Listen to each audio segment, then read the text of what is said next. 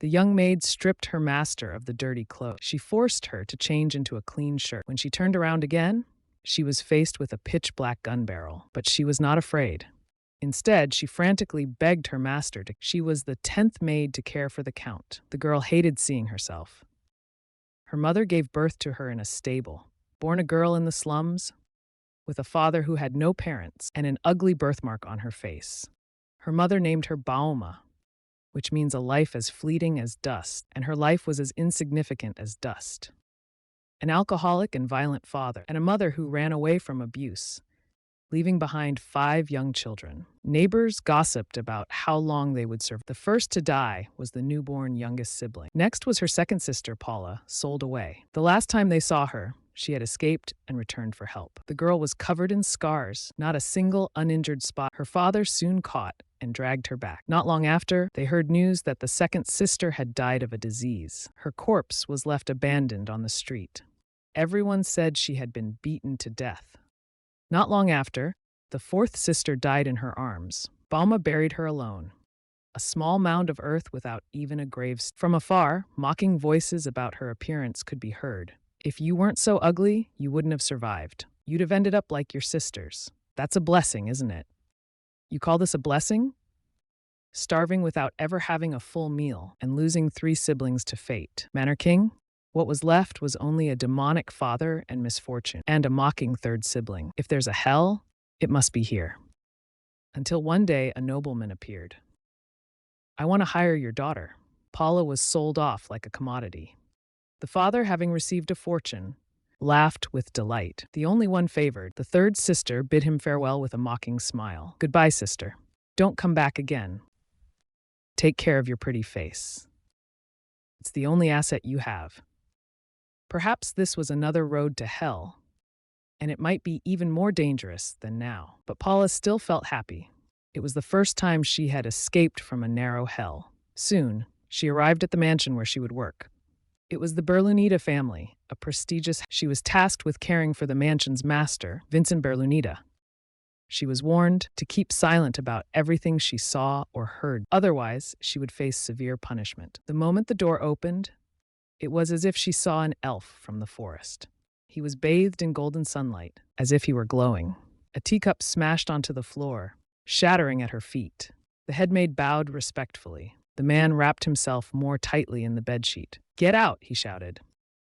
Master, it's time for your meal. I've prepared something easy for you to eat. For your health, please. I said, get out. Another vase was hurled in her direction. Before Paula could grasp the situation, she heard the headmaid start introducing her. I've brought a child to serve you. If you need anything, please tell her. The man kept shouting insults, but the headmaid seemed used to it. I'll bring dinner later. The next moment, Paula saw the man pull out a knife. She didn't want to lose her newly found job. She rushed toward him. Be careful not to hurt yourself, sir. But she didn't notice the scattered bedsheet at her feet. When she opened her eyes again, he was lying on top of her. Sweat trickled down his face. It was a face beyond description. Paula had never seen anyone so handsome, but something was off about him. His body trembled as if he were afraid of something. A large hand reached out toward. Just before it grabbed his eyes, Paula pushed him away forcefully. The headmaid immediately rushed forward. The man was breathing heavily. Paula suddenly realized something. This man couldn't see. He began roaring, grabbing everything within reach, and throwing it around. Vincent Berlunita, the famous Count Berlunita, the only child of the Berlunita, had been admired from a young age for his handsome looks and outstanding achievements. When his parents passed away in an accident, people worried about him inheriting the family estate, but he led the family remarkably, raising the Berlunita household to greater heights. However, happiness was short-lived. One day, tragedy struck. At a banquet hosted by the royal, he accidentally came into contact with an. At first, his eyes only stung, but his vision gradually blurred until he could see. Darkness fell, and he eventually lost his sight entirely. Not long after, rumors spread that he was sustained at the banquet. Only a select few knew the truth of his condition. To maintain secrecy, Paula had to serve him. He often acted like a puppet, throwing anything he could grab and shouting at her to leave. Paula would place the food on the floor, only to have him yell, "Take it away! I don't need it!" No matter how much he resisted, she fulfilled her duties as a maid. His condition was poor. His clothes were filthy, clearly not washed in a long time. Paula mechanically stated, "The sheets and clothes need to be changed. It would be even better if you took a—" The man screamed hysteric. "It seems you're not satisfied with—" "Not satisfied at all. Get out immediately. If there's something you're dissatisfied with, please—" "I will change. I'm dissatisfied with everything." She put down the tray of food. "I'll do my best to make you satisfied, master. There's no need. Just disappear from my sight, and that will be enough." She really wanted to punch this man. Paula calculated in her mind. He always casually threw dangerous objects. Could she pretend it was an accident and hit him even if it were just one strike? Unexpectedly, despite being blind, the man was— "What are you thinking? Stay away from me, or I'll kill you." Paula chuckled. "Nothing, master. I just want to change your bed sheets. Please move aside." As soon as she spoke, another object flew at her. This time it hit her precisely. Paula's vision began to blur. The image of her demonic father appeared before her. At her feet lay a shattered clock. This time she was truly angry. Her master, despite his noble status, was just a blind man. Therefore, he was sensitive and he wouldn't let anyone touch him, but the girl insisted otherwise. After forcibly stripping her master's clothes, the young maid realized that beneath his tall frame lay a thin and frail body. After being hit by her master, she picked up the clock from the floor. The glass face was shattered, but the hands kept ticking tenaciously, just like her broken and battered life. Useless thing. What an ugly freak. Being this ugly is bad enough, but you even run around— "Can't you cover your face before going out, sister? You're making me lose face." The blow had left her eyes swollen. He gradually went from anger to calm. "If you don't like it, why throw something so dangerous? What, are you afraid of death? Anyway, no one would care if you died here. People like you are just beggars willing to do anything for money. Filthy creatures blinded by money. Aren't you here just for the money? If not, how could you easily accept a stranger's proposal?" The man's words became more excessive, but they were undeniable facts. "Do you know why this mansion hired you? Because you're capable and reliable." "No, not at all. None of that. It's simply because it doesn't matter if you die. Blaming others is easy, because blaming others brings comfort to oneself. People degrade others to satisfy their own ego." Paula knew this was their true nature. So hearing these words now, she no longer felt hurt. But feeling upset was another matter. "You're so cruel. If you're such a great master, why are you living so messily? No matter how disheveled, Vincent is still a nobleman." He frowned and warned, "Watch your mouth." But the girl's next words silenced him. "You're right. I'm indeed obsessed with material desires. Just like you said. I'm someone who doesn't matter even if I die, so you can order to kill me. It doesn't matter. Since that's the case, you don't need to be afraid. If you're still unsatisfied later, then just kill me. Of course, it'd be best if you made it quick." Now the master was momentarily stunned. The girl suddenly rushed towards the man. She grabbed the bedsheet under him and twisted it fiercely. The man, who was arrogant just now, was suddenly lying dazed on the ground. "What are you doing?"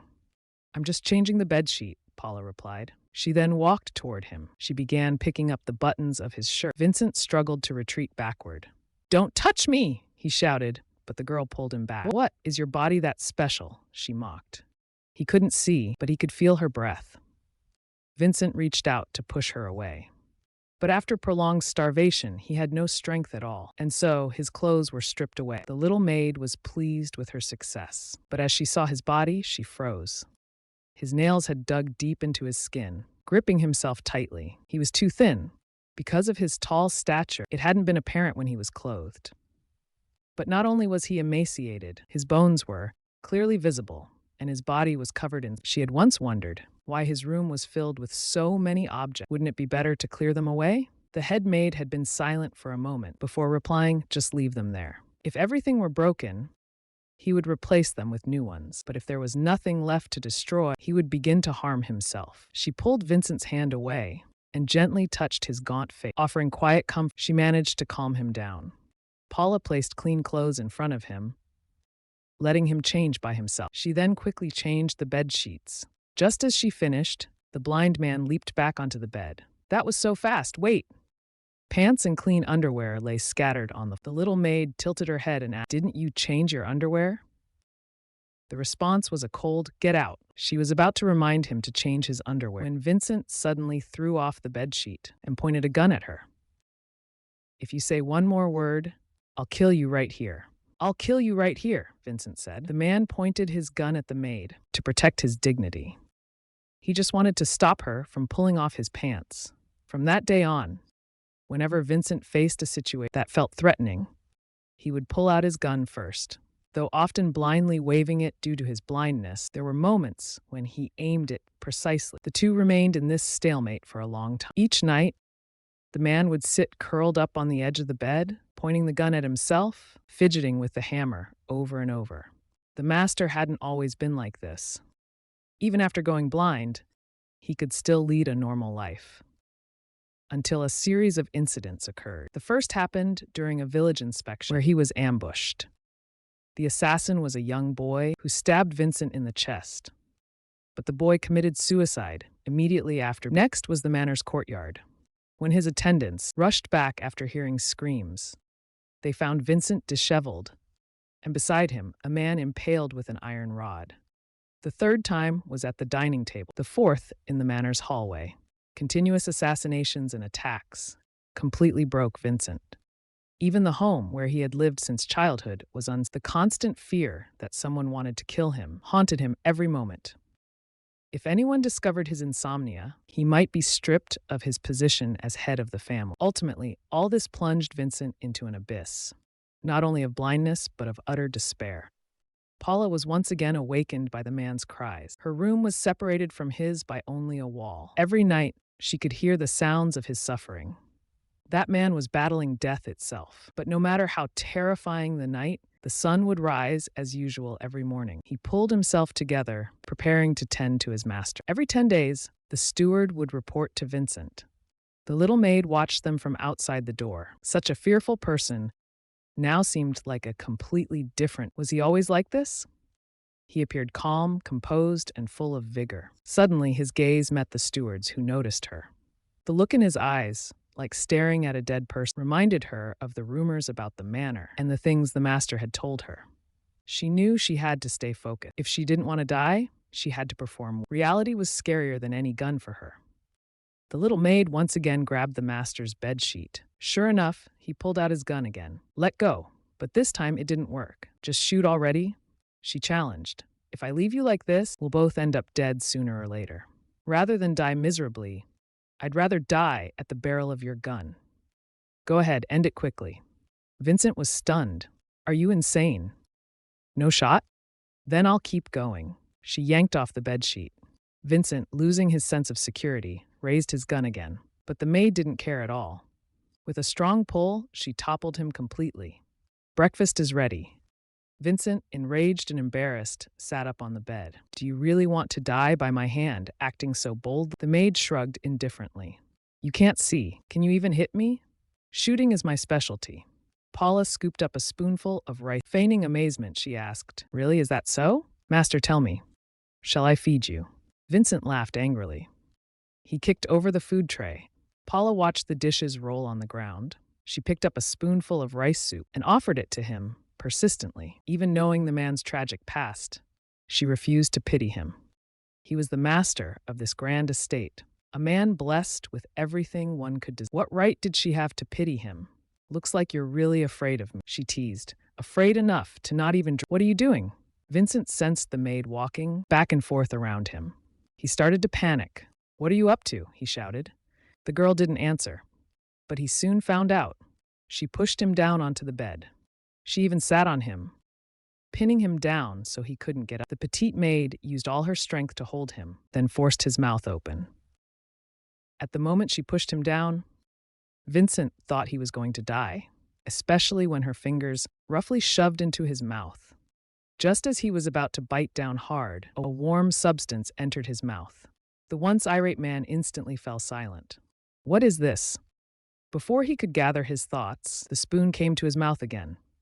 The girl's voice echoed in his ears. "You should cherish your food." Vincent finally began to struggle. He grabbed her face and pushed her away, only for her to grab his hair. and push him back down again. Didn't you learn this as a child? Paula fed him spoonful after spoonful. Vincent finally exploded with rage. He shoved the maid off the bed. Soup dripped down the side of his mouth. Damn it! He cursed. It choked me. He roared, I'm firing you immediately. Paula didn't seem to care. I was just helping you eat, master. Do you even know what you're doing? I think you have a death wish. Her expression darkened. And who would know? It's just you and me here. She brushed the dust off her skirt. Who would know what I did? Vincent fumbled around for the pistol. Looking for your gun, master? Would you use that to kill me? But master, does it even have bullets in it? Because he was too anxious, he accidentally knocked the gun to the ground. Losing his weapon made him panic. Paula smiled and backed away, hoping the next meal will be as pleasant as today. Hearing there would be a next time, Vincent roared furiously. Didn't you hear? You are fired. Do as you please. But recently, I've heard some very bad rumors about the mask, saying finding a servant for you is harder than climbing. But don't worry. Until a replacement is found, I'll always be by your side. If no one else is found, I'll stay with you forever. So Paula put the picked-up gun into Vincent's hand, the muzzle pointing at herself. Please take good care of me from now on, Master. Vincent was completely speechless, but Paula was extremely excited. He finally won a round. In the days that followed, the two engaged in intense battles, back and forth. Neither giving an inch, Vincent stubbornly overturned everything. Except for changing clothes, and Paula was trying to drag him to take a bath, Vincent resisted like a furious cat, fighting like crazy. In the end, his nose was sacrificed, but the girl quickly got good news. The head maid told her, as long as the master's body isn't harmed, she could serve him however she wanted. This meant she passed the test. She survived. The little maid cheered herself up. She held a pillow and entered the room, challenging the master. Don't think I will be easily defeated by you. You really need to take a bath today. The room was very quiet, and nothing was thrown at her. She cautiously poked her head out, saw the master lying on the bed, shaking all over. Paula rushed over immediately. The man was in great pain, like a fish stranded on the shore. That thing, right? He pulled out a respirator from his pocket. It was something the doctor taught him to deal with situations like this. The master slowly breathed. It's okay. I'm here. Vincent bit on the respirator and began adjusting to Paula's voice. After who knows how long, he finally returned to normal. Paula continued patting his back, comforting him. It's okay now. Everything's okay. He once thought he would die at the girl's hands, but she saved him time and time again. The entanglement with the little maid over the gradually brought Vincent back to life. He was no longer lifeless, but himself, his unseemly side was completely exposed to the girl, so he didn't want to face it. If he left, of course the girl wouldn't leave. It's time to eat. The man childishly wrapped himself up. What are you doing? You'll run out of breath. I haven't brought the food. She kept rambling. The doctor said eating and exercising regularly keeps you. Finally, he sighed. Let's do something first. Hearing the rhythmic sound of sweeping, Vincent poked his head out from the sheets. He relaxed and lay flat, curious about this overly energetic girl. Why are you here? The little maid froze. It was the first time the master. She was so surprised she didn't respond in time. The man's tone turned harsh. I asked, why are you here? Because I need to earn money. If I give you money, will you? Since being forceful didn't work, even if you send me away, there will just be another maid coming. There will just be another maid coming. I'll send them all away. There might still be more after that. So you're saying you won't leave? Where were you living before coming here? I lived in my hometown, Felton. That's far away, isn't it? Not really far. Just over a mountain. But the journey here was so magical. Paula had never left her village before. To her, the outside world felt like a fairy tale. Vincent sneered. What nonsense are you dreaming? This place isn't for daydreaming. I know reality is different from fairy tales. That's why it was just a brief dream. You sure like to fantasize. Do you have to be so harsh with your words? To me, red flowers, just reading about them felt like a dream. When I was young, I worked briefly in a bookstore. The owner let me read a little under their care. There's a line I still remember. God created you. Your existence is a blessing in itself. So love without reservation. All of this will pave your way forward. Vincent then mentioned the book title, The Sorrows of Love. You've read it too? It's a book even children have read. Not much of a taste, huh? That book is a tragedy. Paula admitted the ending was indeed sad, but she didn't dislike it. Enough about me. Master, do you have a favorite book? I don't read that kind of thing. Besides, I can't see. You could hire someone to read for you. Vincent looked disgusted. You want everyone to know I'm blind? She knew that wasn't what she meant. Paula quickly decided she would read to the master. Of course, it was only with her persistence that the little maid cleared her throat and read the first line. Boring, switch it. But I only read one line. I didn't like that one line. Helplessly, she grabbed the second and then the third and the fourth. To find so many boring books? You really have some skill. The little maid got angry. Do you have to be like this? Boring is boring. Is it wrong to speak honestly? By what standard are you making such judgments? Vincent's expression turned cold. A mere servant like you? Are you talking back to me? Since you're using your position to pressure me, then tell me what type you like. Whatever. He was losing his patience. Seeing the little maid silent, he started urging her again. What are you waiting? Go get it, you child. That day felt like self-inflicted torture for him. Paula rubbed her eyes, preparing to sleep. A loud crash woke her up. It came from the next room. She rushed over. Are you feeling unwell? I had a long and terrifying dream. The little maid looked at the trembling man and slowly reached out her hand. It's okay. It's just a dream. Go back to sleep. I don't think I can sleep anymore. Then I'll stay with you until you calm down.